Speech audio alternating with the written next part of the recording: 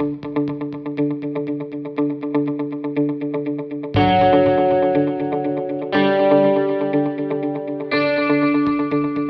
pessoal, tudo bem com vocês? Espero que sim. Eu sou Daniela Rocha, estou falando aqui do Bloco L8 do Instituto de Recursos Naturais da Universidade Federal de Itajubá para uma gravação do podcast Saberes e Prosa. Estão aqui conosco o professor Daniel Clemente, que é o nosso cameraman, responsável pela gravação, pelas edições e fotos. Também temos a Tati Amaro, que é a nossa voz dos bastidores. E temos o querido Gael Barrientos, que é o nosso mascote hoje. E, claro, o nosso querido convidado, o professor Rafael Capaz, que conversará conosco sobre a ferramenta Análise de Ciclo de Vida. Rafael, muito obrigada por você estar aqui conosco, ter aceitado, né, e ter tido esse tempo para poder explicar o que é essa ferramenta. Muito obrigada. Muito obrigado pela oportunidade. Se você gosta de ampliar os seus conhecimentos, de ter saberes diferentes, vocês estão no lugar certo. Aqui todos os saberes importam, ok? Então a gente vai deixar os nossos links lá do Instagram, Facebook, YouTube, para vocês na descrição do vídeo, ok? Então curtam a gente se vocês acharem legal e sigam também. Então vamos começar com a apresentação do nosso querido Rafael. Então, o Rafael é engenheiro ambiental, professor aqui no Instituto de Recursos Naturais, da Unifei, ministra aulas para engenharia ambiental e demais engenharias sobre a área de ciências ambientais. Inclusive, acabou de sair de uma aula, né, Rafael, para engenharia? Mecânica aeronáutica. Mecânica aeronáutica. Olha, também estão aprendendo ciências ambientais. Trabalha desde 2005 com avaliação de sistemas energéticos na perspectiva do desempenho econômico e ambiental. Falei certo? Certíssimo. Então vamos começar. Rafa, pode ser Rafa? Claro. Então tá bom. Com certeza. Conta pra gente o que é a análise de ciclo de vida. Lembrando que eu sou leiga, né? Acho que a maioria das pessoas aqui também são sobre essa ferramenta. Explica pra gente, por favor. Muito bem, Dani, obrigado aí Eu que pela agradeço. oportunidade. Tá? Já estava no meu radar participar. Parabéns por esse projeto. Eu acho incrível. Tá? Que bom. E é o seguinte, a análise de ciclo de vida parece um nome meio psicológico, né? Parece uma coisa que você vai deitar no divã e vai falar, né? Mas tem um certo lado de psicologismo, porque a análise de ciclo de vida, principalmente quando ela é destinada para um produto, conta a história do produto. Sim. Né? Conta a história do produto. Fazendo um breve relato, assim, uma descrição histórica, né? A primeira análise que eu não a ACV, né, a análise do ciclo de vida, mas uma análise na perspectiva do ciclo de vida, pelos registros que nós temos, foi da década de 60, finalzinho da década de 60, e quem fez foi a Coca-Cola. Olha. Mas não era por preocupações ambientais, não, com certeza. Não, por causa das garrafas, provavelmente. Eles estavam interessados em saber, se eu não me engano, se era mais interessante você ter o refrigerante, né, ou numa garrafa de vidro, ou numa garrafa de plástico e tal, mas para isso eles se dispuseram a contar a história dessa embalagem. Né? O vidro, quanto que eu preciso de energia para produzir o vidro, quanto que eu preciso de combustível para o transporte, o vidro é mais pesado que a garrafa, então, num mesmo caminhão eu vou carregar talvez mais garrafas de plástico, né? Mas o plástico eu posso reciclar, enfim, foi mais ou menos isso. A ideia da análise do ciclo de vida, ou essa perspectiva do ciclo de vida, ela é você contar, ou através não, mas sempre através de indicadores, você representar ou reportar a história daquele produto. Entendi. Isso foi no final da década de 60. Na década de 70, nós tivemos dois grandes choques do petróleo, por razões muito parecidas com o que a gente está vendo hoje nessa guerra que o mundo infelizmente está vivenciando hoje. E o mundo na época dependia muito mais do petróleo do que hoje. Sim. Quando isso aconteceu, vários setores da economia falou, eu preciso de economizar energia. Ou, em outras palavras, eu tenho que descobrir em que gargalos da minha cadeia de suprimento, da minha supply chain, eu gasto mais petróleo, porque eu tenho que melhorar ali. De novo, você teve vários estudos na década de 70, na década de 80, sobre na perspectiva do ciclo de vida de vários produtos. Ou seja, a produção do aço, a a produção de automóveis, a produção do cobre, a produção de químicos. Então, isso daí foi um histórico no final da década de 60, 70 e 80. Sim. Só que começou a pipocar esse tipo de análise com as várias etapas do ciclo de vida do produto. Aí a galera início dos anos 90, falei, peraí. Mas isso já no Brasil também? Eu não tenho conhecimento de análise no Brasil. O único conhecimento que eu tenho de uma análise no Brasil, até uma oportunidade de fazer uma certa homenagem para ele, que foi meu orientador de mestrado, o professor Horta, na década de 80, exatamente em 1987, ele defendeu o doutorado dele na Unicamp, em 1987. Eu tenho até uma cópia da tese dele. E pelo que eu acompanho ele há muitos anos, né, meu amigo pessoal até, isso daí fez ele ficar muito famoso, né? E a análise que ele propôs foi uma análise da perspectiva do ciclo de vida. Só que uma análise estritamente baseada no uso da energia. Então, de maneira bem resumida, ele contabilizou, Dani, tudo que se usava de energia fóssil ou de energia renovável na cadeia produtiva do etanol de cana. Sim, eu lembro. E ele chegou, ele sempre fala isso, ele chegou à conclusão que para você produzir nessa cadeia produtiva, quando você entra com uma unidade de energia fóssil, você produz 9 unidades de energia renovável. Isso daí foi o grande, é um dos capítulos da dissertação da tese de doutorado dele, e ele ficou muito reconhecido por isso. Por que isso daí é importante? Porque você pega o etanol de milho americano, na época, você tinha etanol de milho com essa performance, eu sou renovável, vem da biomassa. A análise de ciclo de vida do etanol de milho, alguns estudos, dava 1 para 1. Em outras palavras, para você produzir uma unidade de energia renovável, você gastava uma unidade de energia fóssil. Então não tinha vantagem alguma. Só que, Dani, você só consegue perceber isso numa perspectiva do ciclo de vida. Esse estudo. Exato. Entendi. Né? Então, na década de 90, voltando para os aspectos históricos, teve uma tentativa mundial de normatizar essa análise. Então, nós temos aí, no final dos anos 90, a ISO 14000 definiu normas. Né? Hoje nós somos regidos pela 14040, 14044, as normas relacionadas à análise de vida. E essa ferramenta, ela tem sido, nós vamos ter a oportunidade de conversar mais sobre isso, mas ela tem sido muito utilizada em políticas públicas, em políticas de baixo carbono, justamente porque hoje, Dani, a grande resposta que a análise de vida quer dar é a seguinte, para o tomador de decisão. Amigo, você está na frente de 2 produtos. Se você selecionar esse produto, você, não imediatamente, mas você está ativando toda essa cadeia produtiva que vem por trás. Sim. Se você selecionar esse produto, você está ativando toda essa cadeia produtiva que vem por trás. Ou seja, qual dos produtos é o melhor? Menos problemático ambientalmente. Na perspectiva do ciclo de vida. Entendi. Então, só para encerrar esse raciocínio, que a pergunta é muito boa e ela é muito fundamental. Quando recentemente teve alguma empresa de bebida, de vinho, de champanhe, enfim, lá no sul do país teve algum problema com mão de obra escrava, alguma coisa assim. Né? A análise do ciclo de vida, e já adiantando, a análise, existe hoje uma linha muito específica, que eu tenho muita curiosidade de entender mais, que é a ACV social, é você contabilizar ao longo da cadeia de suprimento esses aspectos sociais. Legal. Eu não estou fazendo nenhum julgamento moral aqui, mas a pessoa que selecionou na prateleira de um supermercado aquele vinho, ou aquele champanhe que tem uma mão de obra escrava, indiretamente você está patrocinando isso. Porque toda a cadeia produtiva é ativada, né? Em detrimento de outra que não. Né?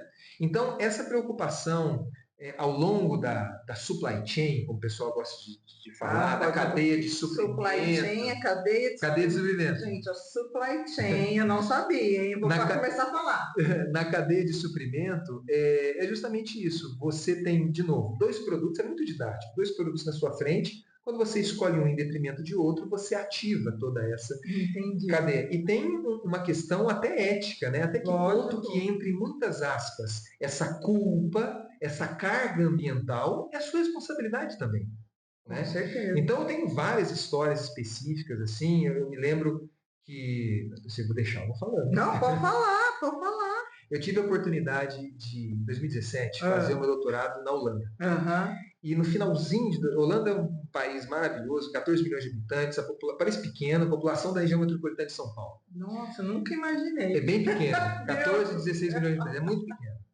E eu percebi, talvez pelo meio da universidade lá, a Universidade Tecnológica de Delft, é um pessoal muito assim, politizado, muito engajado, né? Sim, sim. No finalzinho de 2017, quando eu estava indo embora, eu lembro que eles subiram uma hashtag lá no Instagram lá do pessoal, hashtag not in my tank.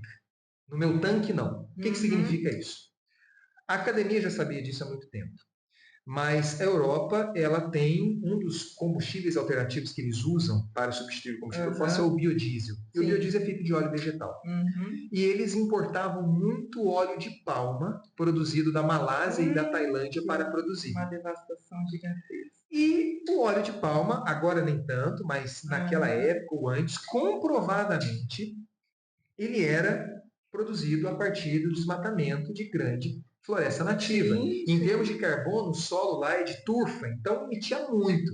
Então, assim, era uma coisa meio engraçada, porque aquele combustível que você usava para descarbonizar tinha um carbono na sua história muito, muito maior que o combustível fóssil. Nossa. Isso nós já sabíamos. Eu tive que gastar um bom tempo convencendo a minha professora holandesa a estudar óleo de palma no Brasil. Falei, professora, é diferente de lá, porque ela nem pensar, eles tinham. E hoje existem certificações que impedem isso, mas assim, esse tipo de, entre aspas, hipocrisia cientificamente evidenciada, você consegue perceber muito claramente em análise. Com análise científica. Nossa, porque muito você importante. tem a história do produto. Entendi. E se você consome esse produto, estendendo um pouco poeticamente, isso faz parte dessa história. Lógico, você assume esse dano, você embute em você. De uma forma ou de outra. Com certeza. Você tem uma responsabilidade, por menor que seja isso. Não, acho que essa é a ideia importante. Não, adorei, adorei. E aí, enquanto eu estava fazendo aqui o roteiro, fui dar uma estudada, óbvio, né? E vi que alguns autores, eles falam sobre olhar um produto do berço ao túmulo. Seria isso que você falou, né? Desde a extração dele. Por definição, Dani, a análise do ciclo de vida, ela é uma avaliação, no caso dos aspectos ambientais, associados a todas as entradas e saídas de uma cadeia de suprimento para produzir um produto. Desculpa. E nessas entradas e nessas saídas, você pode fazer baseado em determinadas fronteiras que você define.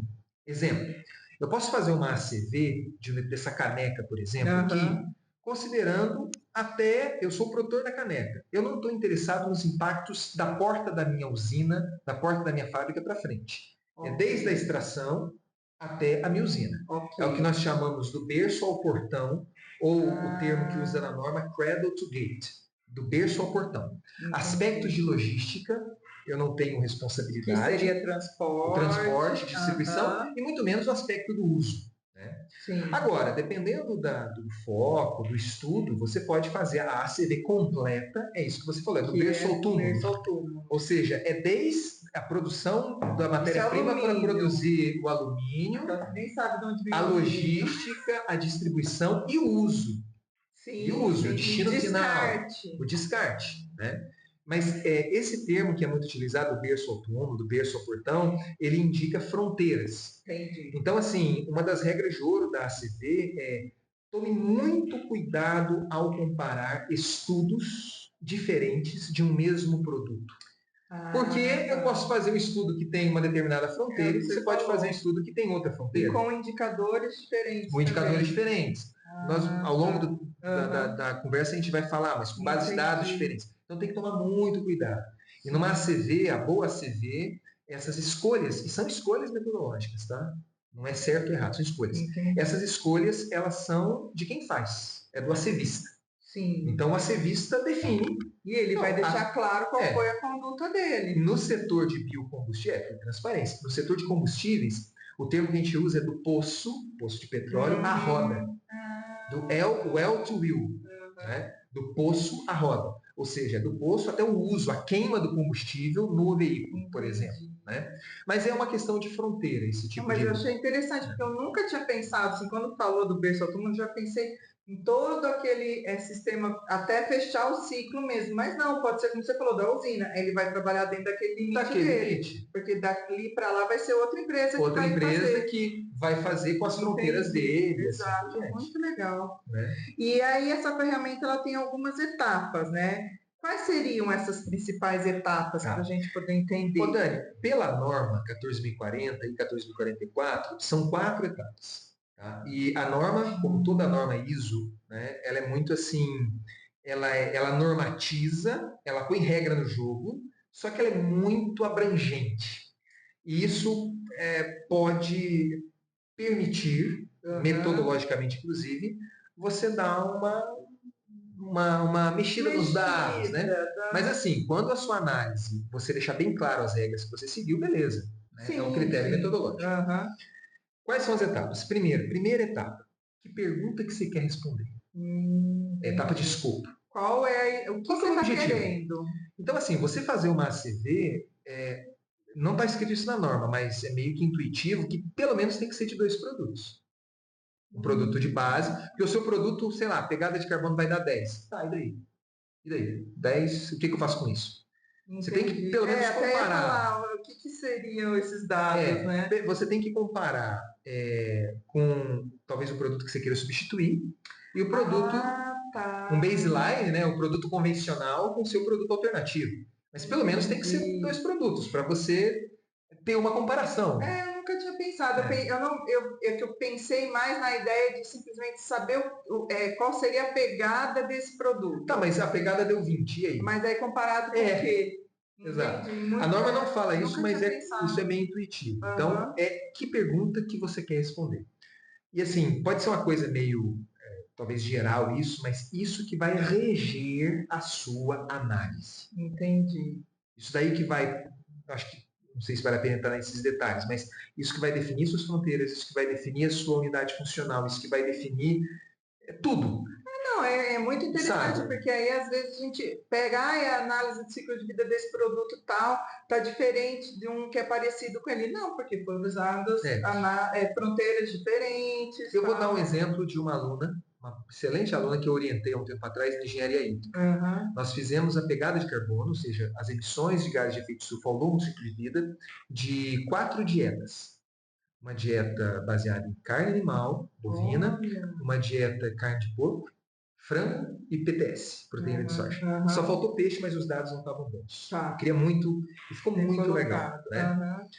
Primeira pergunta eu estou querendo comparar essas dietas. Será que é justo eu comparar 1 quilo de carne de porco com 1 quilo de carne de vaca, com 1 quilo de carne de frango, com 1 quilo de PTS? Não, porque Por que não? os valores são diferentes, o acesso, será que não teria Não, isso? mas 1 quilo Não. é 1 quilo. Ah, tá, seria A por massa é a mesma. quantidade. Tá, não, Mas não será que tem penso nisso. sentido? Pode ser que sim, pode ser que não, Aham. né?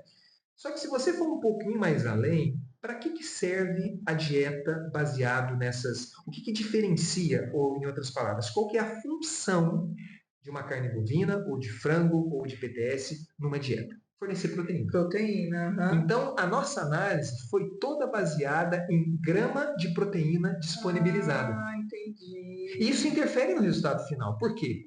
Porque 1 quilo de frango, ele me entrega, não me lembro, mas ele vai X me entregar proteína. mais proteína do que 1 quilo de carne bovina, que me entrega mais proteína do que 1 quilo de PTS. Em outras palavras, para ele entregar a mesma quantidade de proteína, perspectiva de ciclo de vida, eu vou ter que ativar muito mais, ou vou ter que ativar mais o ciclo de vida da proteína de soja do que da carne bovina, do que da carne de frango ou do que da carne de porco. E a gente Entendi. gostaria de saber se vale a Para pena, valer a porque, pena. porque se a entrega de proteína for a função, então, peraí, a forma que eu vou ativar, demandar e, consequentemente, causar impactos nestes ciclos vai Aham. ser diferente. Agora, se a análise fosse, por exemplo, consumo de água durante a produção daquele alimento, aí se esse fosse o seu ponto de vista nesse, aí teria uma É, outra resposta. Ah, sim, o consumo de entendi, água ou as emissões, elas não representam a função, elas representam o aspecto ambiental associado. entendi. Mas nós fizemos na época pegada hídrica até, eu estou me lembrando. Aham. Foi o consumo de água na produção, Não de 1 quilo de carne, mas na produção de 1 quilo de proteína a partir da carne de vaca, de 1 quilo de proteína a partir. Isso, exatamente, foi o que eu pensei. Então, a cadeia é ativada de Também maneira tem isso, diferente. completamente. Isso, por exemplo, fica muito claro quando a gente compara combustíveis. Por exemplo, todo mundo sabe que se você abastece o carro com álcool, você vai ter que voltar no posto de gasolina mais vezes. Porque 1 litro de álcool, ele tem menos energia do que 1 litro de gasolina. Então, se eu assumir que o combustível na minha análise, ele tem como função entregar energia, é conveniente que a minha análise seja feita por unidade energética, megajoule, quilowatt-hora, sei lá o quê. Em outras palavras, para entregar a mesma quantidade de energia, eu vou demandar mais do ciclo de vida de etanol de cana do que do ciclo de vida da gasolina. E isso pode dar uma diferença muito grande no resultado final, entendeu? Nos aspectos ambientais. Então, essa é a primeira etapa. Que pergunta que eu quero responder? O que eu quero comparar? Quais são as regras? Quais são as fronteiras e tal? A segunda etapa é o coração do ciclo de vida, que é a etapa mais trabalhosa. Todo mundo que mexe com a CV gasta muito tempo nisso. É a chamada de inventário. Essa é a hora, você que é advogado, é mais ou menos isso. É você pegar todas as etapas e descrevê-las em termos de entradas e saídas. Então aqui eu tenho uma caneca de alumínio. Beleza. Para essa caneca chegar até mim, teve que ter um transporte. Como que foi esse transporte? Foi rodoviário? Foi por hidrovia? No transporte ainda, esse caminhão, ele foi feito, que tamanho que é o caminhão? Combustível que Quantas viagens foram necessárias? Exato. Combustível que usou no caminhão. O caminhão usou diesel, né? Então, para fazer o diesel, eu precisei de petróleo. Aí você vai expandindo, né? Então, assim, é você descrever essas etapas. É claro que os processos que você tem um certo controle, a logística, a produção do alumínio, você gasta mais tempo descrevendo, porque, em geral, são eles que impactam mais o resultado final. Mas essa etapa de inventário e é o coração, porque bons inventários geram bons resultados. Exato, você tem os dados, né? Então, é possível, né, na análise de vida, você, inclusive, fazer análise de certezas e tal. Legal. Até esse momento, Dani, escopo e inventário, você fez como sendo um trabalho de contador, entendeu? A partir da terceira etapa, aí que vem a magia. Eu costumo dizer que você coloca uma lente e você enxerga todos esses fluxos de entrada e saída na perspectiva de uma ou mais categorias de impacto. Exemplo, eu quero contabilizar a pegada hídrica. Então eu vou olhar todo o meu inventário, poxa, ali eu consumi água, ali eu joguei efluente, ali evaporou. Eu não estou interessado em agrotóxico, nada disso. É consumo de água. Se a minha categoria de impacto quantidade, não qualidade. Toxicidade humana, aí eu começo. Poxa, ali teve agrotóxico ali. Se a minha perspectiva ou a minha categoria de impacto é gás de efeito estufa, eu não estou interessado se gerou urânio. Se gerou energia, meu interesse não é esse. Não é esse o meu interesse foco, né? é o que tem de gás de efeito estufa. Entendeu? Então, essa é a análise do vida. A análise mesmo dos impactos ambientais, você tem metodologias já consolidadas, por exemplo, pegada de carbono. Tem a metodologia do IPCC. Não é só você lá, você pode usar os indicadores que eles têm. Tem metodologias, uma metodologia holandesa chamada RCP, ela roda, acho que 18 categorias de impacto ao mesmo tempo. Ela já te dá um calhamaço de informações. E é tudo voltado mais para o ambiental, né? O que você falou, o social tem essa coisa ambiental. O social que você está pensando até em... o social é uma coisa que está crescendo muito e é muito legal. Entendi. Porque você trata a sustentabilidade de forma mais completa. Olha, eu sempre tive dificuldade de entender essa pegada de carbono. Agora você me explicando assim, está ficando bem mais claro. Nossa, estou aprendendo muito. E a última etapa, Dani, é a interpretação. Então, você olhar os dados, existem ferramentas, por exemplo, como uma análise contribucional. Isso é muito legal. É você olhar no ciclo de vida já categorizado, ou seja, os impactos eu já avaliei, eu já sei a quantidade de carbono equivalente, eu já sei a quantidade de água, já sei a quantidade de toxicidade. Você olha em todo o ciclo de vida e vê, poxa, aquela etapa ali foi a que contribuiu mais. Essa etapa contribuiu menos. Então, quando você pensa na gestão do ciclo de vida, se eu quero, é muito legal isso, porque se eu quero reduzir a pegada do meu produto ou o impacto embutido no meu produto, às vezes eu vou ter que mudar o fornecedor do meu fornecedor. Entendi. O ciclo de vida tem muito isso. As tomadas de decisão, principalmente quando você traz para políticas públicas, você meio que impulsiona, você incentiva efeitos em cadeia. Sim, sim, Né? para ele poder continuar trabalhando com Exato. você, Falei ele assim, vai amigão, ter que olha, é o seguinte, estou reverter. querendo atingir o mercado europeu e a pegada do meu produto, essa caneca ou de qualquer outro produto, ela está alta por causa do seu produto que você me vende. Entendeu? Então, se você não melhorar a pegada de Não carbono do seu compro mais de produto, eu não você. compro mais de você. Nossa, meu Deus, eu vendo para você há 20 anos e tal. Aí o cara faz análise de vida do produto dele, que para mim é o meu insumo. E ele vai verificar que o fornecedor dele que é o culpado, entendeu? Entendi. Então ele vai falar assim, olha, para eu continuar comprando de você, para eu poder vender para ele, você tem que melhorar. E assim vai. E quem que faz essa análise? Qual profissional que pode fazer essa análise? Qualquer profissional. Qualquer profissional. Historicamente no Brasil, que eu saiba, né? Aham. Posso estar cometendo equívocos aqui. Essa ideia da análise, da cadeia de suprimento, ela tem muita proximidade com a engenharia química e engenharia de produção. Sim. Tá? Aham. Então, conheço vários engenheiros de produção, engenheiros químicos que trabalham com análise de. Sim. Mas, puxando um pouco de sardinha para o meu lado, da profissão que eu escolhi, né, como engenheiro ambiental, eu já trabalhei e trabalho com muitos engenheiros de várias modalidades. Né? Esses tempos atrás eu ajudei na orientação, né, não orientei, mas eu colaborei com uma geógrafa Olha. fazendo o ciclo de Aham. vida, mas ela é geógrafa de formação, mas ela é também chefe de cozinha. Ela fez o mestrado na Estadual do Rio de Entendi. Janeiro. Aham. Ela fez pegou só pegada de carbono, né? Ou seja, as emissões de gás de efeito estufa de pratos de alguns restaurantes que ela conhecia. Que Ficou muito legal, interessante, muito né? legal mesmo. Então, assim, todo mundo pode fazer, mas o que eu percebo? Cada engenharia, Dani, tem um perfil Sim, específico, sim. né? Então, você vê, existe uma razão de ser, né? Então, engenharia civil historicamente associada à Aham. construção, falando de maneira bem grosseira, né? Sim, Talvez até geral. preconceituosa, mas o engenheiro eletricista garantir quantidade e qualidade de energia elétrica, o Uhum. mecânico garantir a potência no eixo, enfim. O ambiental, o engenheiro ambiental, eu percebo que a razão de ser dele é olhar os sistemas como um todo. Entendi. Então, assim, eu fiz muito e faço ainda muita análise de vida para o setor de biocombustíveis. Uhum. Eu consigo, claro, com as limitações, agora cada vez você vai tendo uma expertise maior, mas eu consigo conversar com o cara do campo, com o cara que faz a logística, com o cara da usina, com o cara do sistema de cogeração e com o cara que vende. E Entendi. às vezes eles não conversam entre si.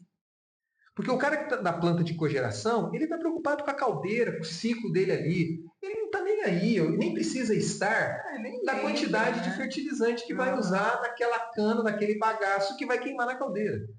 Então, eu vejo que o engenheiro ambiental, a razão de ser do engenheiro ambiental é muito isso, é essa visão ampla das Não, coisas. todo o É contexto meio que como um todo. natural para o engenheiro ambiental, como para as outras engenharias é natural. É natural para o engenheiro hídrico ficar preocupado ali com a água, é natural para o engenheiro civil ficar preocupado se a fundação está Uhum. boa, ou para o engenheiro Isso. mecânico, a máquina.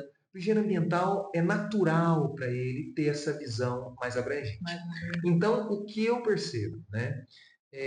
Os engenheiros ambientais que se dispõem a trabalhar com a CV, eu não estou falando que eles vão ser os melhores do que os outros, de forma alguma, mas eu percebo uma facilidade de Entendi. entender Uhum. a ACV.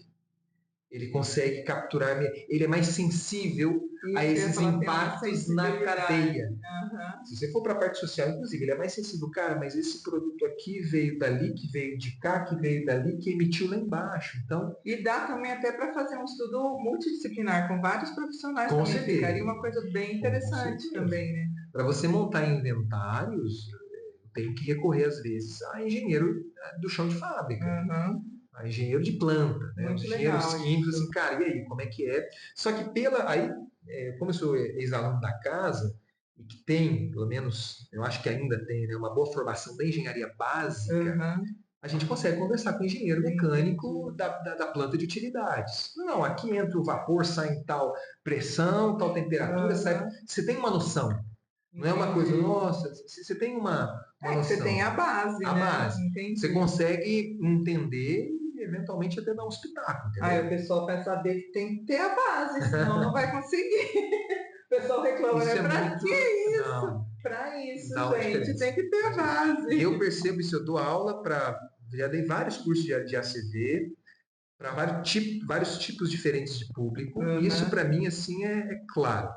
Os engenheiros ambientais, a palavra é essa, eles têm uma sensibilidade de olhar o Ai, todo, de olhar o entorno. uhum. É natural dele. É meio que já treinado, Ele né? já é treinado, ele Aham. já fica, ele olha aquele produto, mas, poxa, às vezes o produto vai ser reciclado, mas se for reciclado vai ter isso, né? Nossa, muito É legal. muito Muito bom interessante mesmo. mesmo. Mas, de novo, só para ressaltar, outros engenheiros, existem ACVistas que eu conheço, meu orientador de Aham. doutorado, meu exemplo de ACVista é engenheiro de alimentos. Não, tudo bem, a gente Entendeu? Então, aceita. Aquelas mesinas puxando o então saco. tem um professor que eu admiro muito, sigo ele, professor, acho que da Unesp, ele é engenheiro, é muito famoso na área de ACV no Brasil, está crescendo bastante. Ele é engenheiro da indústria de madeira, sei lá, coisa Ah, eu assim. Essas também engenharias mais específicas. Excelente entendi. ACVista, né? Então, Mas não tem problema. Qualquer, é até um ótimo, advogado é isso pode que importa. fazer. Nossa, não, eu não sei fazer. Eu já não saberia que eu não sei fazer conta. Tem problemas sérios. E assim, é um assunto complexo, né, Rafa, esse análise de ciclo de vida. Como que você lida com isso, né? Já que cada produto pode ter centenas de etapas. Quando você vai Então, fazer essa análise? para você fazer uma boa análise de vida, você precisa primeiro ter a noção, né, de que perguntas que você quer responder. Isso é fundamental. Uhum, Né? Segundo, você ter uma noção, Dani, de quais são os processos que você consegue controlar direto ou indiretamente. uhum, Em geral, são os processos mais próximos do seu produto final. Exemplo, de novo, vamos voltar para a nossa caneca. uhum, Né? Eu tenho o transporte dessa caneca, eu tenho a produção do alumínio, a indústria que faz a caneca uhum, e a logística que traz essa caneca para o usuário final. Eu suponho que esses três processos são processos que você, de certa forma, você consegue controlar, você consegue obter informações. Eu compro a caneca, uhum. né, da produtora e a produtora da caneca sabe de onde que vem o alumínio. Então, só que a análise de vida completa, né, veja bem, você tem uma etapa importante que é a produção da caneca. Vamos supor que nos processos, que eu não sei quais são, mas os processos para você fazer a caneca, você precisa de uma energia de calor Uhum. para moldar e tal. Isso, exato. E esse calor vem de gás natural, que é queimado. Esse gás natural, ele chegou na empresa por tubulação. Essa tubulação é feita de aço. E esse aço, ele é feito de carvão vegetal. Jesus. E esse carvão vegetal, no Brasil, parte do aço, né? Aham. Esse carvão vegetal, ele é feito de eucalipto.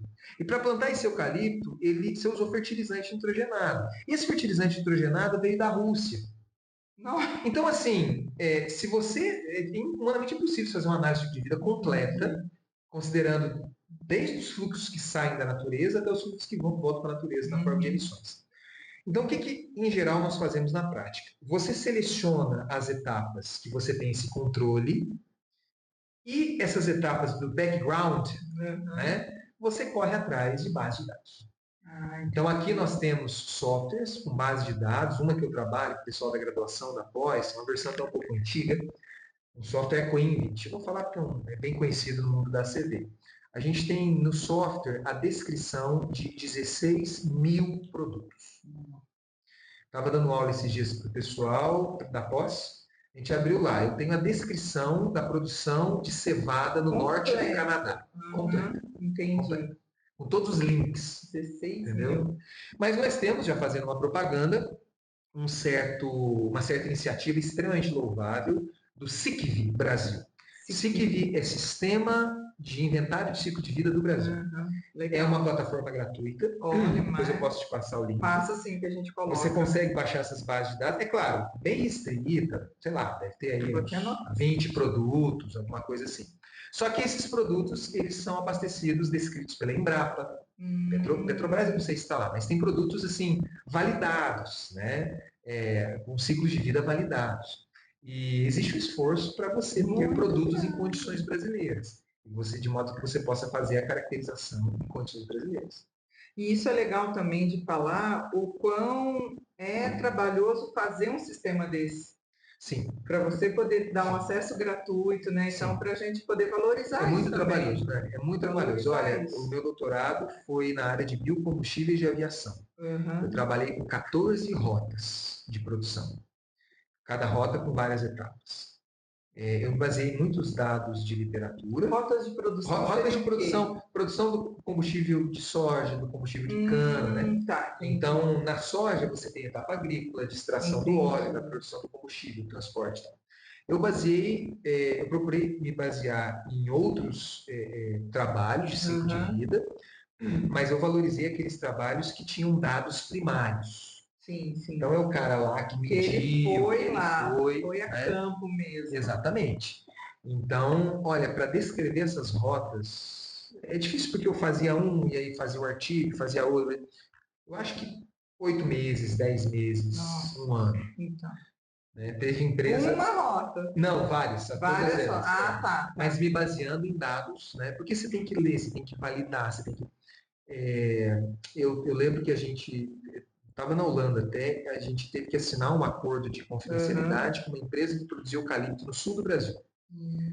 Então até me dispus a ir lá e me disse, não, Rafael, eu te passo, porque são dados que eles medem. Eu coloquei tantos quilos de fertilizante para crescer dados reais. A gente teve que assinar um acordo de confidencialidade para descrever o processo dele. Mas assim, como é um inventário de alta qualidade, o trabalho ficou muito melhor, ficou confiável, né? Se você pegar dados gerais. Dados, isso que sempre quando a gente fala, se você consegue fazer a pesquisa com dados primários, muito melhor. Mas é difícil. Dispensa muito tempo. Eu tenho um grande amigo, excelente acenista, que está fazendo pós-doc na Alemanha, e quando ele foi para lá, fiquei muito feliz, deve estar voltando agora.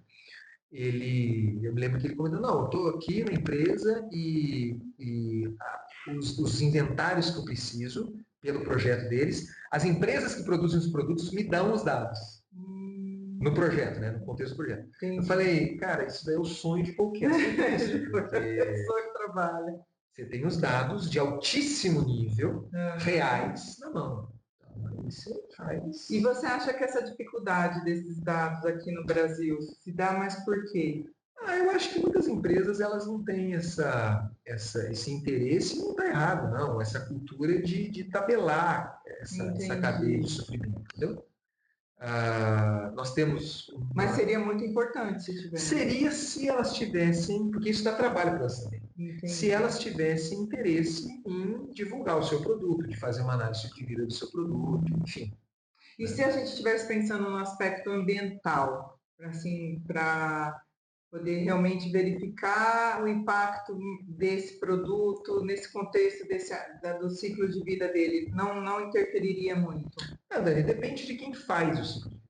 Eu acho que se a empresa fizer o ciclo de vida do seu produto, ela com certeza não vai medir esforços para ter uma caracterização melhor. No caso nosso da academia, a gente fica ali tentando trabalhar na fronteira, tentando construir inventários para abastecer bases de dados. Eu acho que vai muito assim de quem faz. Entendi. E qual que é o seu interesse. Né? Entendi.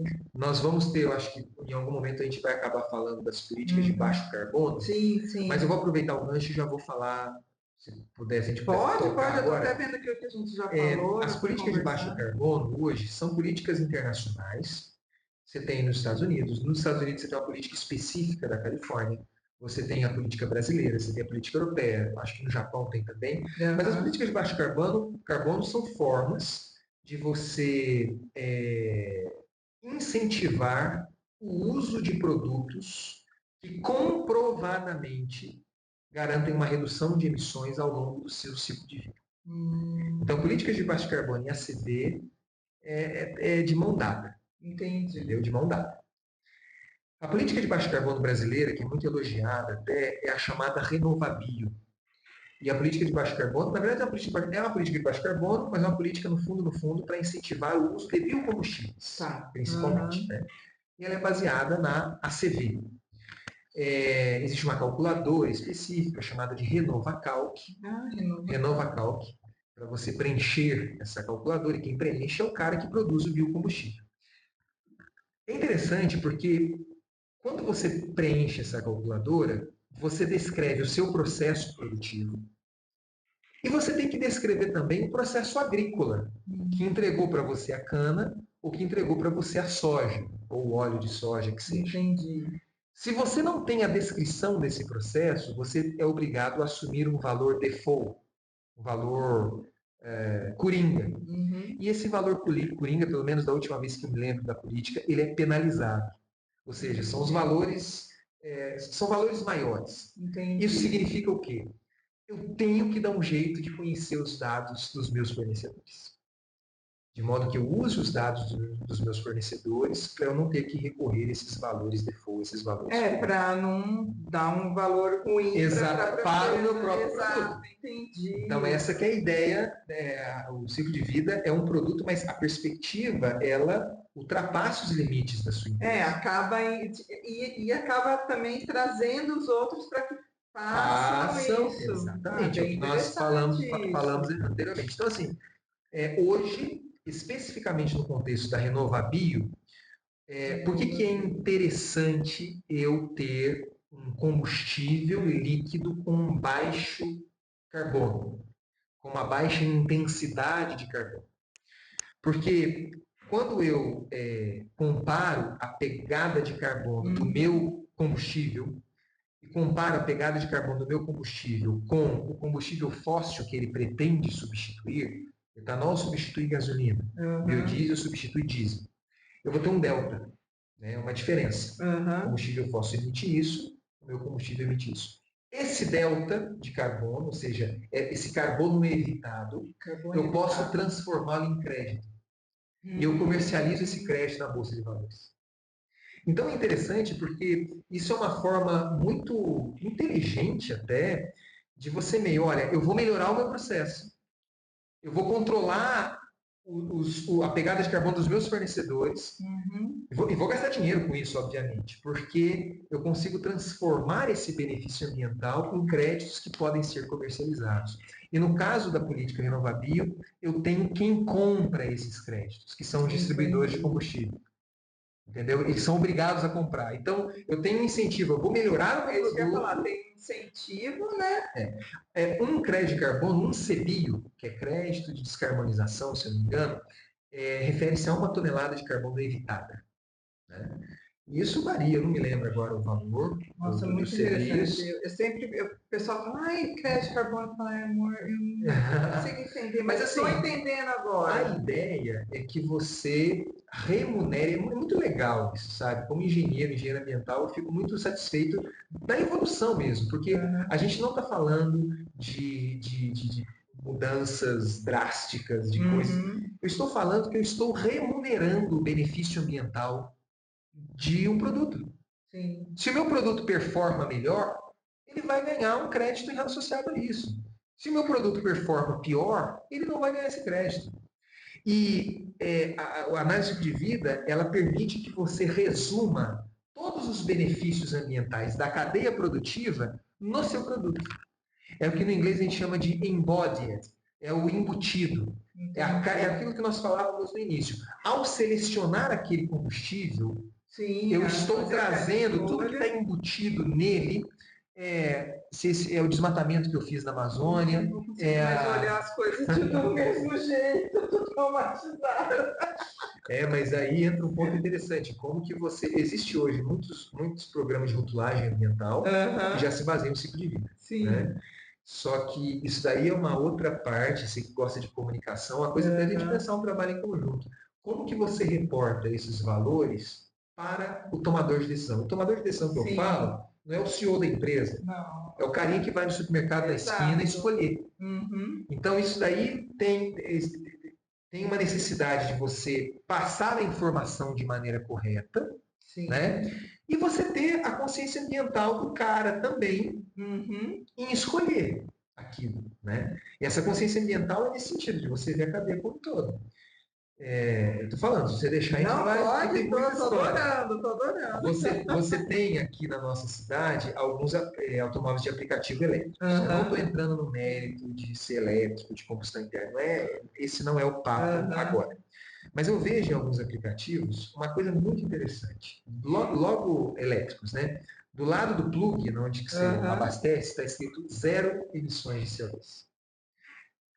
Aí eu pego aquele carro e vejo o seguinte, realmente não tem nenhuma emissão, não está saindo nada. Não está saindo Naquele Ali. momento. Mas eu falo, amigão, de onde que vem a sua eletricidade? Aham. Nossa, a minha eletricidade vem de uma termoelétrica a carvão. É melhor você consumir gasolina. Da onde que vem o aço do seu veículo? Da onde que vem os metais que fez a bateria do seu veículo? Então, a análise de vida, ela meio que, você que é dessa parte de humanas, de direito, você vai entender essa filosofia. Ela meio que quebra, na minha opinião, o principal obstáculo que nós temos, ou um dos principais obstáculos que nós temos para operacionalizar, de fato, o conceito de sustentabilidade. Uhum. É essa associação infantil, ignorante, que as pessoas têm de sustentabilidade e estética. Uhum. É verdinho, é sustentável. É Aham. cheirosinho, é sustentável. Eu não vejo as emissões, é sustentável. Entendi. Então, assim, você olha um veículo elétrico, não tem emissão. Cara, tem emissão. Tem emissão embutida. Enquanto, Dani, nós ficarmos, e me impressiona às vezes pessoas com pós-graduação, os meus alunos, eu sempre falo, a gente tem que quebrar esse vício, esse veso da gente associar a sustentabilidade com uma questão estética apenas. Sustentabilidade vai Muito muito, além. muito além. Um exemplo que eu gosto de dar nas minhas aulas, eu coloco a foto de um urso panda Uhum. e a foto de um mamífero que tem acho que na Tasmânia, chamado iaiá. Um bicho horrível, feio. Ele é tão feio que fica Ele bonito. é lindo. Aí eu coloco para os alunos do primeiro ano a foto dos dois e falo: galera, vocês têm R$ 100 no bolso agora para gastar com preservação da espécie. Para onde vocês colocam? Panda. Ai, que dó do E Yaya. os dois estão em lista de extinção. E o mais Uhum. legal, o IAIA, se não me engano, é uma iniciativa de uma universidade australiana e é nessa linha. É a lista de animais feios em extinção. Oh, que dó. Lista de animais feios. E é um bicho que tem, por definição, uma importância no Lógico. equilíbrio do ecossistema. Sim, Então, assim, se a gente ficar, isso daí existe muito, melhorou, mas existe muito, essa associação de sustentabilidade com estética. sim, sim. A gente percebe Então, mesmo. é muito infantil, é muito ignorante, é muito assim. Isso sim é greenwashing, sabe? É Isso, a muito, gente é até muito falar. mercadológico isso. Aham. E essa bendita ACV, né, que eu trabalho desde a graduação, iniciação científica, eu percebi essa coisa, quebra muito o paradigma. Recentemente, há uns 2, 3 anos atrás, eu publiquei um capítulo com Aham. um grande amigo que está fazendo pós-doutorado fora também. Os acevistas vão tudo para fora, É, os brasileiros. pena. E depois, se quiser, eu até disponibilizo Quero esse sim. capítulo. Nós fizemos a comparação da pegada de carbono de vários veículos para passageiros, Uhum. veículos leves e pesados. E Uhum. assim, veículo etanol, veículo a hidrogênio, ônibus a gás natural, biometano. Fizemos várias rotas, considerando inclusive o carbono emitido para a produção do veículo. Uhum. Dani, se eu falar para você que o veículo de etanol brasileiro, esse veículo que a gente encontra na rua, Aham. esse que você tem, que eu tenho, Aham. ele emite um pouquinho menos que um veículo elétrico no Olha, Brasil. bom saber. Elétrico abastecido com energia renovável No Brasil. no Brasil. Aham. Então, assim, tem claro, existem outros aspectos envolvidos, tal, mas especificamente na descarbonização, Uhum. quando fala para mim, não, o veículo elétrico vai descarbonizar e tal, não sei o quê, cara, depende de onde. No Brasil, a gente não está precisando disso, não. Você pode analisar o veículo elétrico com outras perspectivas, né? Aham. Mas disso não. Mas isso você só consegue perceber a partir de uma análise Dessa desse área. tipo. Então, assim, começa a quebrar as barreiras, assim, os paradigmas, né? Muito legal. Eletricidade, e fica no fundo é isso. Eletricidade, nossa, eu não estou vendo aqui saindo emissão, é bem melhor. É, com certeza. Mais ou E menos. vem de encontro que você estava falando, essa próxima pergunta que eu ia fazer, pensando na contribuição social e ambiental, né? Qual seria a importância da análise do ciclo de vida para a sociedade? Aí você já falou do cara no É, supermercado, é a tomada de isso. decisão. É. A ACV, a nível de supermercado, acho que vai demorar muito. Não, não, então eu já achei super Mas grandes interessante. políticas de baixo carbono são baseadas em ACV. Eu afirmo, faço a conta aqui na sua frente agora. Se você tiver que escolher entre um diesel Uhum. e um biodiesel renovável, verdinho, bonitinho, mas cuja soja foi produzida de uma área de desmatamento, é melhor você consumir o diesel fóssil. Uhum. Porque a pegada de carbono chega a Ela ser chega. 3 vezes maior. E é isso que estava acontecendo na Europa, né? Entendi. Se abasteciam e felizes da vida, estou salvando o planeta, É. estou usando combustível renovável. E, cara, para esse combustível chegar bonitinho para você, teve que desmatar muita, e teve que matar muito orangotango lá É, que foi que você falou da palma, né? Que lá é da da Palma, hashtag lá. not my tank. Nossa, Então, gente. assim, isso daí só é quebrado quando você se dispõe. E sustentabilidade, né? Você sabe disso que você é dessa área. O objetivo é isso, é você ver todo. Sim, sim. Né? Então, eu falo isso muitos anos. Primeiro, ver todo. E segundo, isso vai ao encontro da análise de vida. A solução sustentável, ela é muito local. A solução ótima. Ou Uhum. seja, para o Brasil, o elétrico não faz sentido neste contexto. Mas para a Europa pode fazer, para a Sim. China pode fazer, para os Estados Unidos pode fazer. Então, essas regras globais cai Exato, fora. exato. Cai E é o que você fora falou, porque depende da sua perspectiva de estudo, para você, como você falou, muito mais viável o diesel do que o biodiesel da soja, nesse exatamente, caso. Então, nesse assim, qual que é caso, o parâmetro que você está utilizando? Nossa, muito interessante. Eu estou quebra um pouco a adorando. cabeça, assim, quando você faz, você olha e fala, cara, como é? Tem uma, Pode falar. Não, aqui falando assim, eu estou pensando você voltando na Holanda. Eu acho que também o nível da população, né, a quantidade de pessoas, a educação, né, que as pessoas conseguem alcançar. Acho que talvez esse nível de educação consiga impactar mais, as pessoas conseguem olhar sim, mais, Entendi. porque as pessoas vão no marketing, né? Como você falou, é uhum, aquele imediatismo, né? Porque a uhum, pessoa pensa, daqui para frente eu não vou emitir se eu é, comprar o carro elétrico, mas eles não têm, mas é o não que tem por tem, trás. não vem, não pensa no ciclo, É, porque não tem esse conhecimento da problemática, é, Que né? Ou faça do todo refletir em cima é, disso. isso. Com E certeza. aí, o interessante é a educação precisa melhorar na sociedade, sim, né? Sim. Mas também a mídia, né? O marketing em cima desse ciclo, é, né? Porque primeiro teve aquela onda, usa o sal rosa, Ah, depois é. não para de usar o sal rosa porque O não vai ovo faz bem, o comprar. ovo faz mal. E aí, como teve esse marketing de que é feito da parte escrava, uhum, com mão de obra escrava, aí o pessoal parou de usar. Exato. Então, eu acho que talvez na mídia ter é, e dando essa noção para a sociedade, de alguma forma, né? Dando é, esse conhecimento. exatamente. E daí entre políticas públicas, inclusive Entra de total. comunicação, que você Comunicação, falou. ou seja, como que Aham. você vai reportar os valores. Hoje existem muitas iniciativas, né? Tem um protocolo internacional, ele é voluntário, mas quando você entra, você tem que seguir as regras. Chama GHG Aham. Protocolo. E as empresas hoje elas usam esse protocolo para fazer os inventários de emissão. E são 3 escopos. Primeiro são escopo 1, as emissões que você gera, você emite. Escopo 2, as emissões associadas à eletricidade que você consome. Quando você entra no GHG Protocol, o inventário de emissões de gás de efeito de estufa da sua empresa tem que ser baseado, você tem que reportar esses 2 escopos. Mas tem o escopo 3, que ele é voluntário.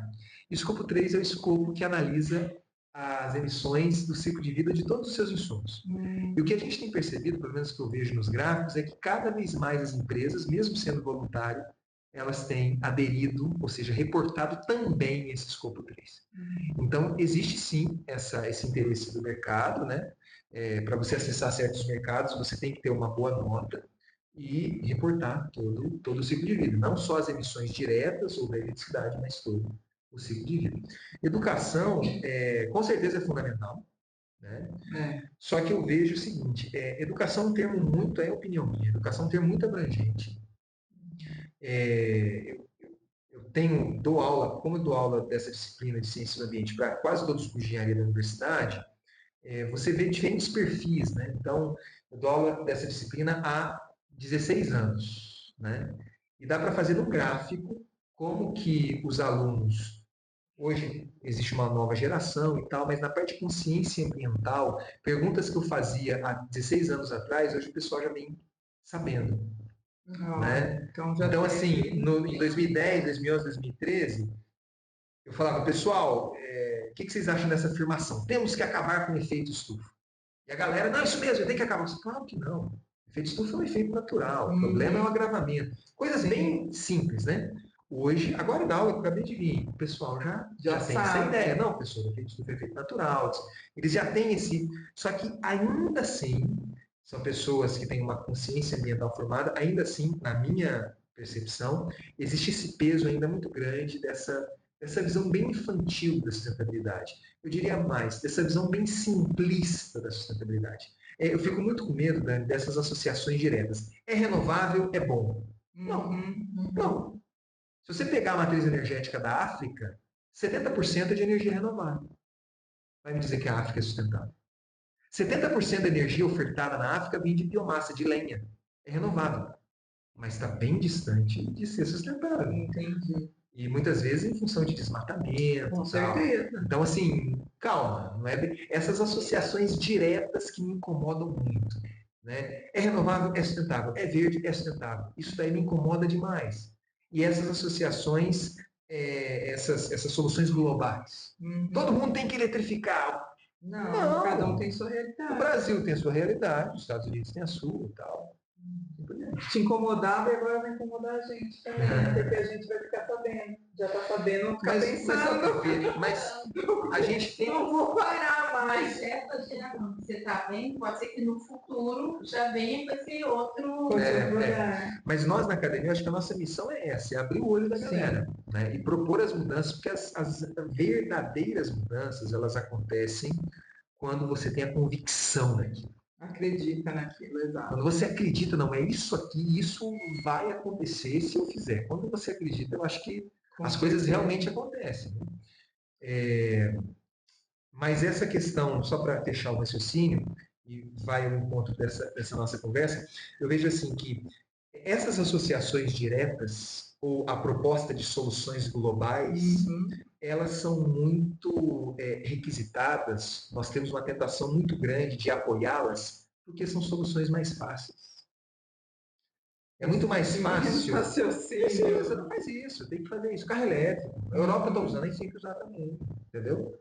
É biocombustível, é renovar, beleza, vamos colocar. É muito simples. Conhecer a nossa realidade, se conhecer exatamente isso, aprofundar o conhecimento da nossa realidade, isso é muito importante. Quem quer vender, né, vai no marketing, fazer um marketing para seduzir a pessoa eu vou dar... a não pensar. Exato. E bem de acordo aqui, ó, e até perguntar aqui, ó, nem sempre as empresas estão comprometidas. Como evitar que elas usem esses produtos apenas como marketing, o chamado greenwash? Se essas empresas elas se dispõem a entrar em sistemas de certificação, principalmente certificação de terceira parte, não adianta. O que seria certificação de terceira quando eu submeto o meu produto para um analista fazer. Está aqui, você vai fazer as contas. Aí não tem como você esconder. Entendeu? Ah, tá. Não tem muito o que você esconder. Olha, eu estou tendo a oportunidade de participar de... Hoje, a Associação Marítima Internacional está muito interessada em descarbonização. E uma das formas de você descarbonizar os navios é usar combustíveis alternativos. Só que eles estão interessados em saber quais combustíveis podem proporcionar, de fato, essa descarbonização. Então, os países estão submetendo os valores da pegada de carbono, da intensidade de carbono dos seus combustíveis. E tive a oportunidade, né, com um grupo de pesquisa lá da Unicamp, de fazer a conta de alguns... Vou subir um pouquinho para falar. De fazer a conta de alguns... da pegada de carbono de alguns combustíveis, né? Combustíveis em condições brasileiras. E o que a gente percebe é o seguinte, você submete os valores... Agora, não sei se é o setor marítimo ou o setor de aviação que eu fiz também. Eles pegam toda a sua planilha Excel, distribuem para 3 universidades, uma nos Estados Unidos, uma na Europa, uma não sei aonde. Os pesquisadores fazem novamente a planilha para ver se os valores estão batendo. Então, nesse caso, não dá. E aí vem com retorna, questiona. Agora, a empresa mesmo fazer a sua ACV, beleza. Só que é possível, sim. É temeroso, né? Se você falar o que se critica muito no selo, na rotulagem ambiental genérica. O rótulo é produto amigo do ambiente. O que significa? O que significa produto amigo do ambiente? Significa que consome menos água, emite menos carbono? não usa urânio. O que isso significa? Não desmatou. Entendeu? Não desmatou, é muito abrangente. Isso é uma crítica que se faz no programa de rotulagem, entendeu? Interessante. E Rafa, como que você enxerga a utilização da análise do ciclo de vida para a formulação de políticas socioambientais? Bom, o exemplo que eu dei das políticas de baixo carbono, todas baseadas em ciclo de vida. Políticas de baixo carbono são baseadas em ciclo de vida, políticas consolidadas no mundo. Políticas, não digo políticas, mas programas de rotulagem, tem muitos programas que são baseados em ciclo de vida também, em análise do ciclo de vida. Mas, assim, a ideia da ferramenta, como nós conversamos, Dani, ela quebra muito esses paradigmas, porque ela coloca de maneira transparente os prós e os contras, né? E como são dados, muitas vezes dados medidos, não dá para você refutar muito. Tem questões metodológicas envolvidas, mas é aquilo, né?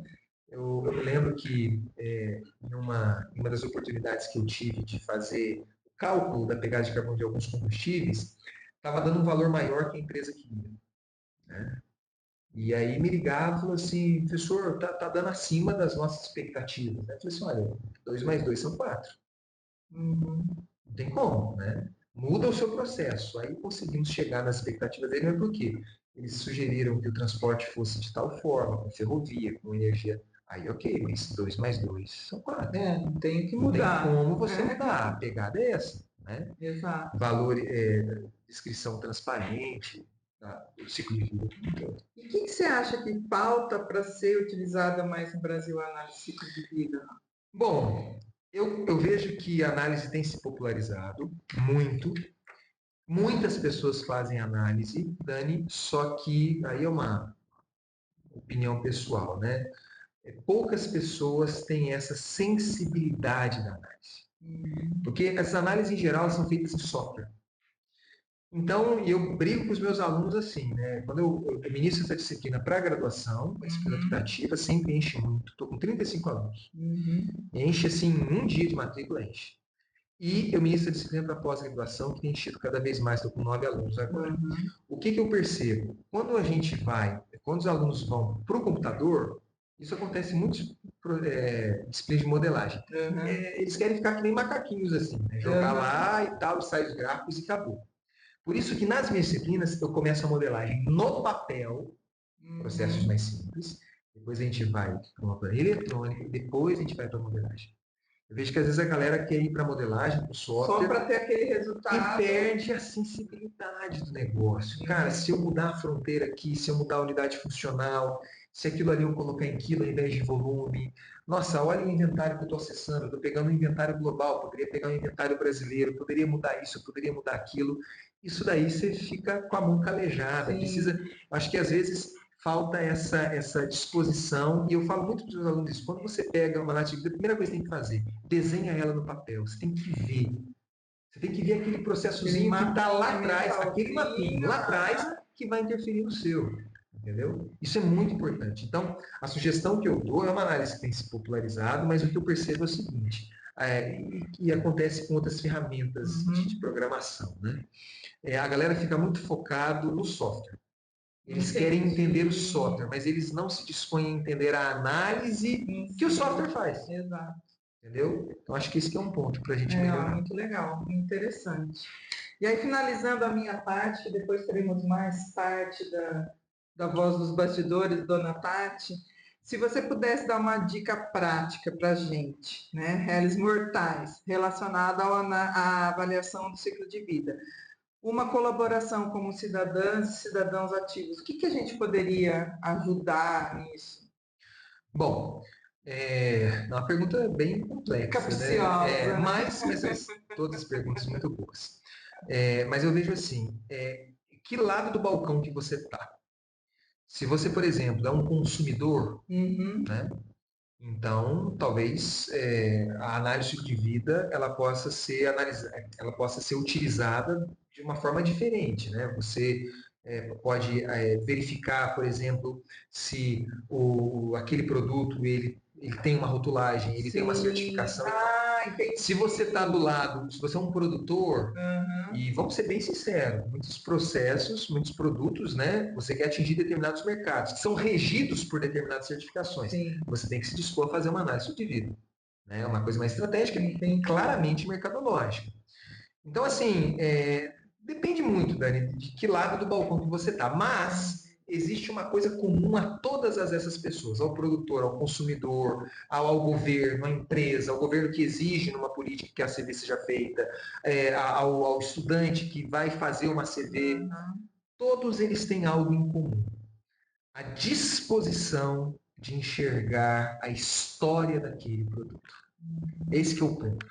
É você olhar aquele produto e ver que ele tem uma história. Sim, O sim. consumidor, ele olha na prateleira e fala, cara, se eu pegar isso daqui, eu estou ativando, estou fomentando essa... Se eu olhar no produtor, ele fala assim, olha, a minha rota de produção, ela é bem melhor que a dele.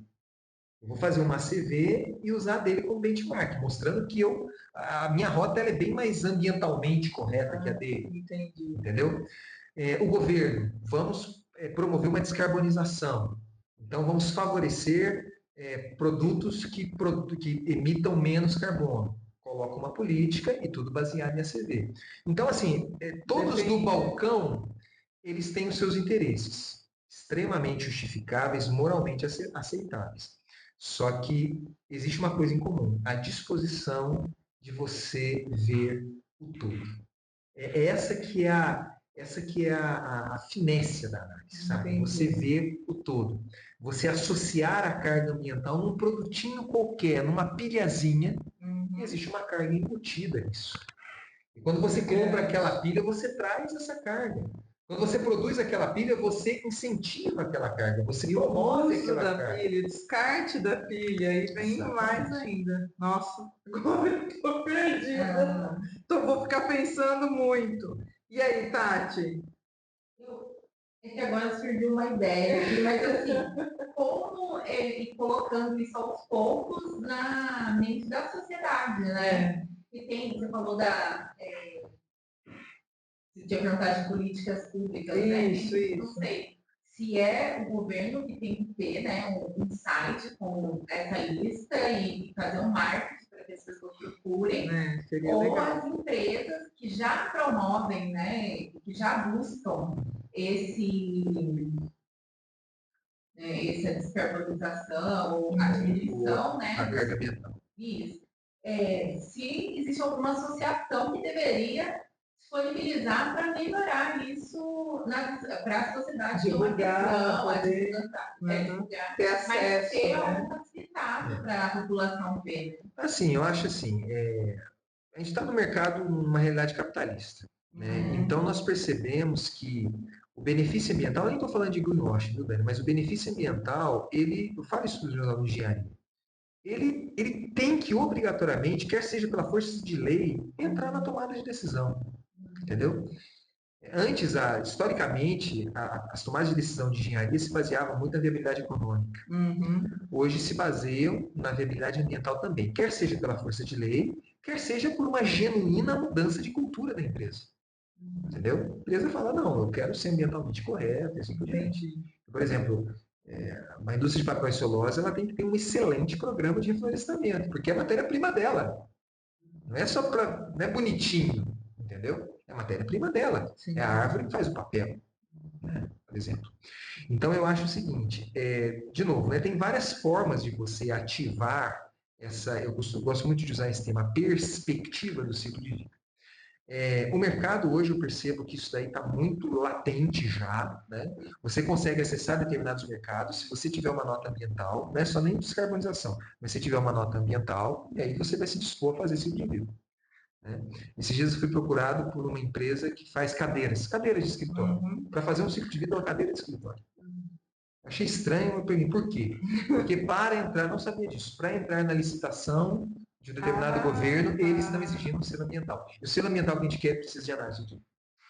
Que legal. Acabou que a gente não evoluiu, mas eu achei interessantíssima a abordagem. Então eu não vejo nenhum problema. Material ter, né? Eu não vejo nenhum problema ter esse tipo de abordagem. Né? É um diferencial. Só que é um diferencial e que, se for bem feito, você revela O rei está nu, né? Você revela tudo. Né? Você revela coisas que às vezes nenhuma empresa sabe que acontece ela lá. tem. E eu acho que é esse que é o futuro. Não, Impactos em cadeia. Muito, Impactos em cadeia. exato, muito legal. Quer fazer mais algum? Sim. Dentre os trabalhos que você realizou ou estudou, sendo algo positivo ou negativo, o que mais te surpreendeu ao longo dos anos? Mas trabalhos de análise de vida? Isso. Olha, os trabalhos que. Eu sempre me surpreendo com a análise de vida. Sempre me surpreendo. Porque ela revela realmente, de novo, desculpa a repetição, mas para ficar, né, a história do produto. Né? Esse capítulo, por exemplo, que eu falei, quando você coloca o veículo elétrico e o veículo etanol convencional, você vê que para descarbonização não é bem assim. Não precisaria eletrificar para descarbonizar. Né?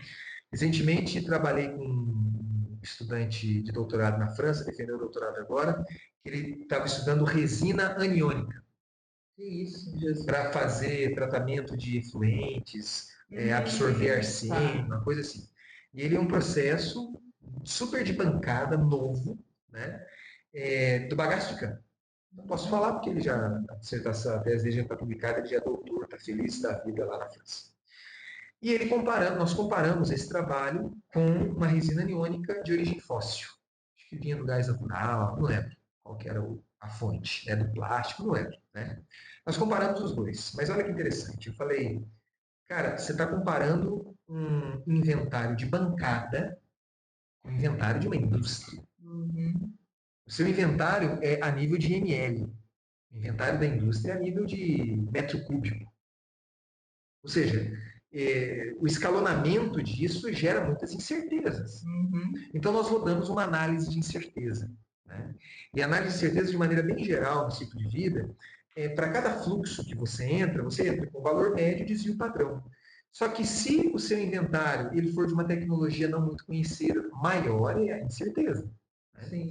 Quando nós rodamos a análise de certeza no método Monte Carlo, o método Monte Carlo, de maneira bem grosseira, é mais ou menos assim. Ele vai pegando o menor valor daquele fluxo com o maior valor do fluxo seguinte, do inventário. Né? Nós rodamos a análise de certeza para 5 mil rodadas. É como se ele montasse 5 mil inventários de ciclo de vida. Né? Aí você tem a média e tem o desvio padrão. Quando você considera a média e o desvio padrão dessa tecnologia dele maravilhosa, com a média e o desvio padrão de uma tecnologia já consolidada no mercado, nós percebemos que de todas as categorias de impacto, estatisticamente, a tecnologia dele era melhor apenas em duas. Porque você tem certeza. Você tem certeza associada. Né? Uma tecnologia que ainda você não tem maturidade e tal. Mas em duas, mesmo com essas incertezas, ela é melhor. Mesmo com as incertezas. Então, esse tipo de surpresa, eu sou muito apaixonado. Porque você começa a ver, cara, é isso, sabe? Sustentabilidade, eu sou engenheiro, é operacional, é número, é possível, sabe? É possível. Qual que era a ideia inicial? Ele vender, claro que ele não ia fazer isso, mas ele apresentar o produto dele. Não, meu produto é renovável, tal. Eu fiz uma análise do ciclo de vida, sem certeza, tal, e em todas as categorias de impacto, o meu é melhor. Mas quando você rodou incerteza, você viu que não é bem assim. Estatisticamente é melhor só em duas. Porque ele é uma tecnologia ainda muito nova comparado com a tecnologia consolidada. Então essas surpresas, elas particularmente me estimulam muito, sabe? Porque tira um pouco de lado essa ideologização, independente de que lado que eu vejo que tem de meio ambiente. Eu sou engenheiro de formação, né? E eu fui treinado para ser técnico. 2 mais 2 é 4. E dá certo, né? Dá certo. Se você seguir, sabe, seguir, digamos assim, naquela linha, com aquela análise de vida, sim, a descarbonização acontecerá. Acontecerá. Porque é comprovado, é medido, então não tem muito que escapar disso, né? Certo? Ai, Rafa, muito obrigada. Agradeço demais. Eu achei que ia ser super rápido. Não, mas assim, fica tranquilo. Eu que agradeço. Nossa, obrigada. Nossa, para mim agora eu já estou pensando muitas coisas, consegui entender, ouvir falar sobre, não sabia o que era. Então, Com certeza o pessoal vai aprender também bastante. Então, agradeço muito. Obrigada, Rafa, por estar aqui. Fazer um merchan aqui, né? Faz. Eu sou professor aqui, né? Somos colegas do Instituto de RN, e essa é uma das ferramentas que eu trabalho há muito tempo. E eu tenho feito um esforço para sair um pouco da área de energia. Né? Então, olha, eu tenho orientado uns alunos assim que está trabalhando, por exemplo, resina aniônica, o outro está trabalhando com cachaça, o outro está trabalhando. Eu sou super aberto a esse tipo de orientação. O outro trabalhou com menu de restaurante. Então, porque é uma análise que dá para aplicar em tudo. Né? E a gente vê que tudo tem uma história. Tem, né? Todo produto tem uma história. Todo produto tem uma história. Então, Mas, Dani, parabéns, eu agradeço muito. Obrigadão. Pessoal, chegamos ao final de mais um Saberes de Prosa. Agradecemos muito a todas e todos que ficaram conosco até o final. É muito importante vocês estarem aqui. Agradeço também o professor Daniel Clemente, que está aqui conosco, Tati Amaro e Gael Barrientos, que está conosco também. E vem aqui, Gael, vem dar tchau aqui na câmera. Esse é o Gael, gente. Ele é o filhinho de Dandan. Tadinho dele. Então, pessoal, se vocês gostaram, curtam, compartilhem, tá? Se inscrevam e todas essas informações que eu fui anotando aqui, que o Rafael foi falando, SICV, Renova, Calc, já tá tudo aqui, a gente vai deixar tudo na descrição do vídeo, junto com as nossas redes sociais, para vocês poderem acessar, aprenderem mais, ficarem tão surpresos e apaixonados também como a gente ficou aqui. Então, muito obrigada e até a próxima. Beijão, gente. Tchau.